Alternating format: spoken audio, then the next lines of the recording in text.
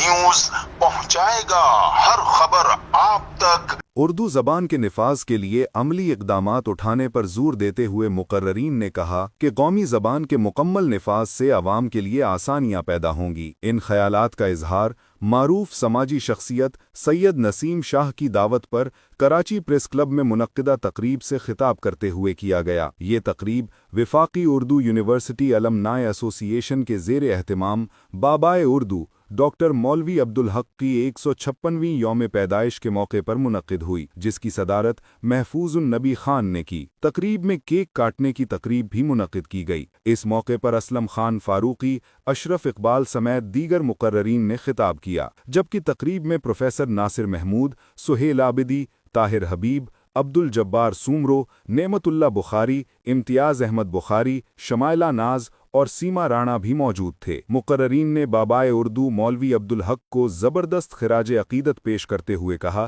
कि उर्दू ज़बान के फ़रोग़ के लिए उनकी खिदमात हमेशा याद रखी जाएंगी। सदारती खिताब में महफूजुन नबी खान ने कहा कि अंजुमन तरक्की उर्दू का क़याम और मुल्क में उर्दू ज़बान में तदरीस के अव्वलीन इदारे की बुनियाद रखना बाबाए उर्दू का अजीम कारनामा है। उन्होंने मज़ीद कहा कि वक्त का तकाज़ा है कि विफाकी जामिया उर्दू को मुल्क के आला तरीन तालीमी इदारे के तौर पर मजीद मुस्तहकम किया जाए। आखिर में सैयद नसीम शाह ने कहा कि मुल्क में उर्दू के निफाज को यकीनी बनाना ही बाबाए उर्दू को हकीकी खिराज अक़ीदत पेश करने का बेहतरीन तरीका है। कैमरा टीम के साथ Abdurrahman, CNBC city news, Karachi.